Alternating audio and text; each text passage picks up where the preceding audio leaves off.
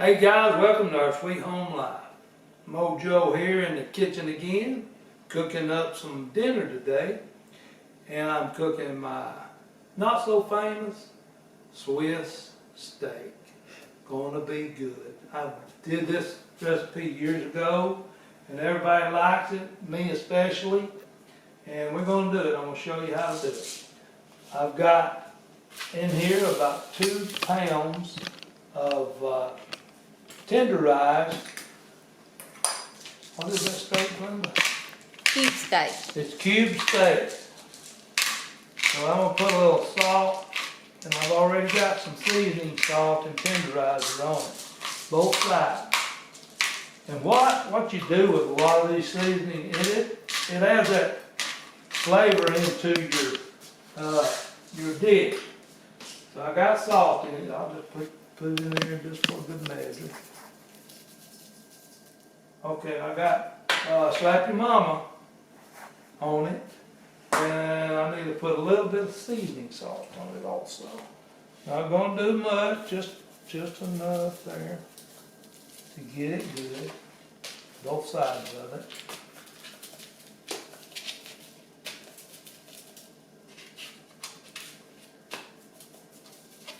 And then the skillet over here, I got some oil. Vegetable oil, any kind of oil, and it's heating up. You want that oil to be good and hot. You don't want to put it in a cold skillet. So the meat has been in the refrigerator. I washed it, I patted it dry, and I put it in the refrigerator to stay cold. You want it to stay cold too. And what I'll do, I will brown these in the skillet because I've got such a big portion of them, I'll probably do them in segments. Okay, I'll do the first half, but come on over here and show them what we're talking about.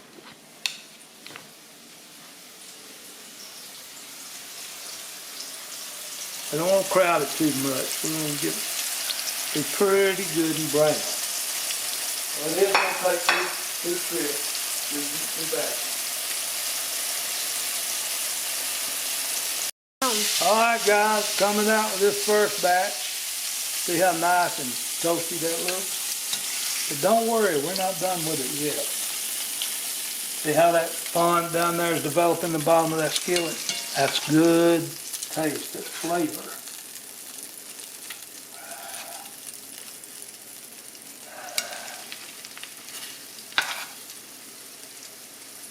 Gonna be good, as Mom always said.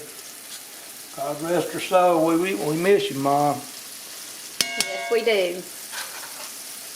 Hope your mom's still alive with you and spending dinners, Sunday dinners and things with her. A lot of people don't have their mothers. You're very fortunate to have your parents. Yes. Alright guys, there it goes. Alright guys, while that thing's cooking over there, that second batch is getting done. Tell you what kind of ingredients we got. We got 1 large onions. This is about, each one of these is about half a cup. We got 1 cup of celery. I didn't have any fresh. I had to use some frozen celery. Same with this bell pepper. 1 cup, actually a large bell pepper. Soy sauce.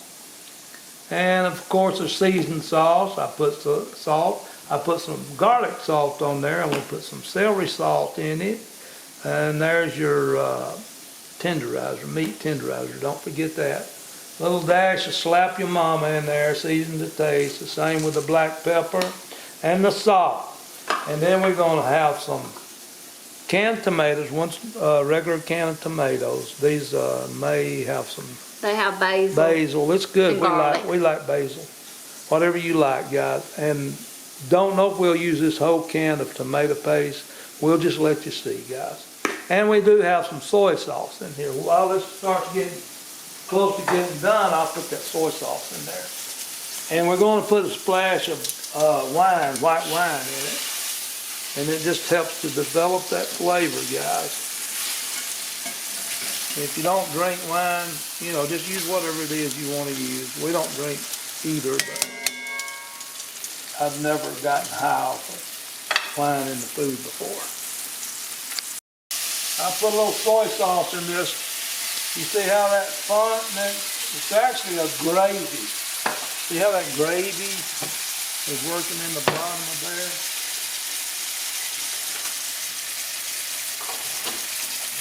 It's looking good. Ain't that the truth? It is looking good. All right. And now what I'll do is I'll put my veggies in here. Bell pepper. Onions, and this is only half. And the frozen celery. That was celery sauce. This is celery sauce. And what I like to do is gently, well, let me see that. I'm gonna take the meat out where it doesn't overcook. And right now we've got our oven on, what'd you put it on, Glenn? 350. 350. We're gonna cover this over when it gets all brown and golden. You see that font's going, guys? It's getting a little bit thick.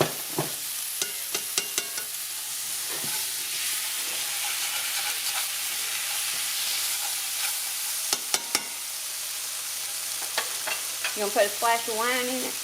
Yeah, I will put my wine in there. He put some more soy sauce. Well, something just to break that tension on that. We don't want to put this wine over the heat. It's a little bit hot over there, guys. Kind of break it up, you know. Get the fond off the bottom of the pan.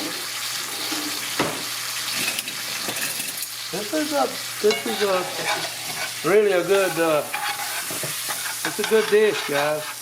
If you haven't tried this, you need to try it.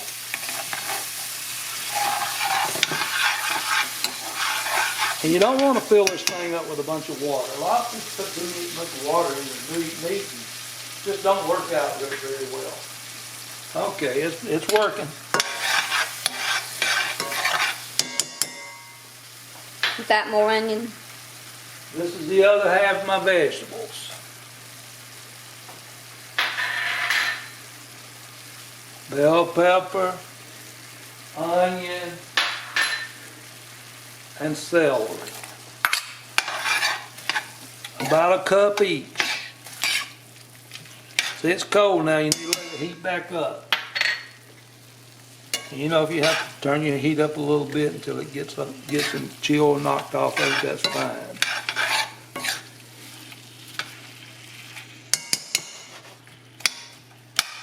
Man, you need smell-o-vision now. That thing's smelling good. It is smelling really good. It's gonna be nothing but delicious. Nothing but delicious. This recipe turns out really, really good. I love it. I first tried this recipe probably 15 years ago, and I liked how it turned out. I mean, I had heard of Swiss steak. A lot of people make it, but a lot of people don't. But with this meal today, we're going to have green beans, we're going to have mashed potatoes. I think that goes well with the Swiss steak. And also, we're going to have cornbread that's going to help you make it. We are. So what we'll do here, guys, and let this cook down just a wee bit. It doesn't matter because all this stuff's going to cook thoroughly anyway. We're going to be baking it for about 2 hours, maybe even longer. We'll let you know how long it stays in there. But what that actually does is help tenderize everything. Lets all these juices come together. It takes a while to cook a good meal. And a lot of times you can pre-cooking before you get started. Put things in the fridge, you know, and bring them back out as you build the dish. I'm almost ready. You see how all that stuff is starting to get loose, getting soft? Now I'm going to put my tomatoes. This is those small diced tomatoes. There you go, Glenda. That's how it looks. You see that? See it coming together, guys? Looks almost like spaghetti, doesn't it?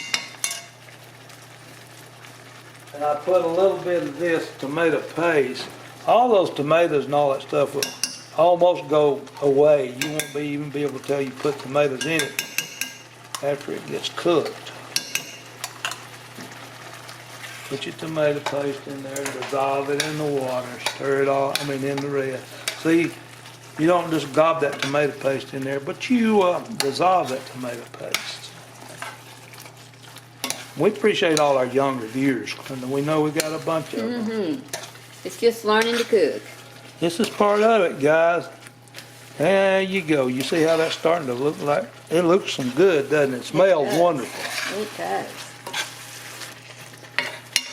It's easy, guys. Don't, somebody once said you have to break some eggs to make a cake. Don't be afraid to break a few eggs, guys. All right. I think it may need just a little more juice in it. Let's see. That tomato paste thickens the whole thing up. It does. I'm may not put all, that's a half a can, probably a cup. Okay. It's a little bit too much, guys. That'll be all right, it'll all cook out.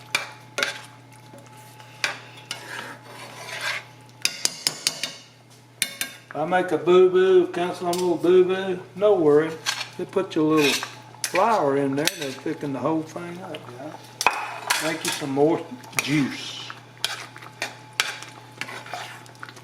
But the main thing when you add flour is cook it to where it doesn't taste. Make sure that flour cooks because it'll give it a bad taste if you don't. See there? See how it thickened everything up again? Just give you more juice. Now you want to hide these steaks in there.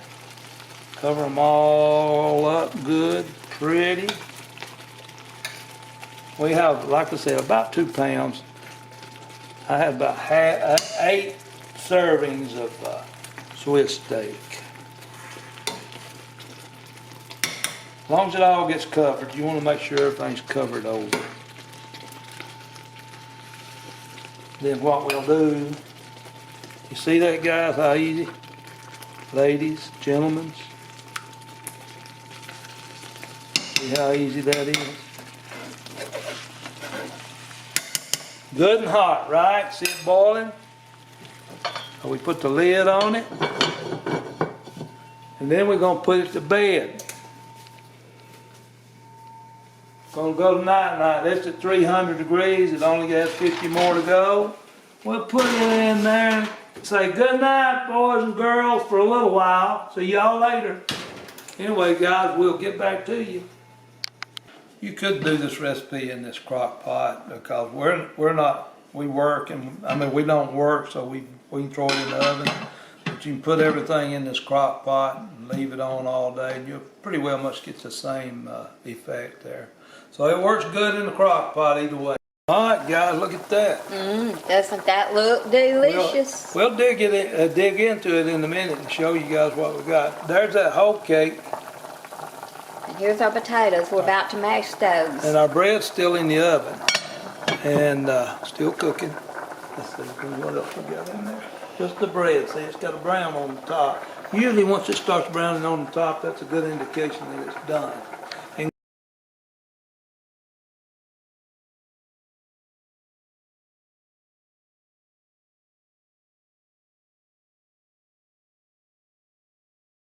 Okay, y'all, here's our plate. Doesn't that Swiss steak look delicious? It has peppers, it has onion, it has celery, it has tomatoes.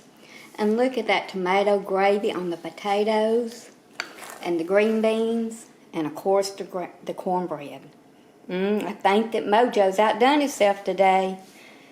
Leave us a comment and let us know if you like Swiss steak. Guys, thank you for watching. We like to cook around here and we like to share our knowledge we have with you guys. We know you like to eat because we see you everywhere out in the restaurants. So this is our recipe. You enjoy and share with your friends and loved ones our recipes as well as the food you prepare. Thank you for watching us, guys. Later down the road. See you down the road. Bye.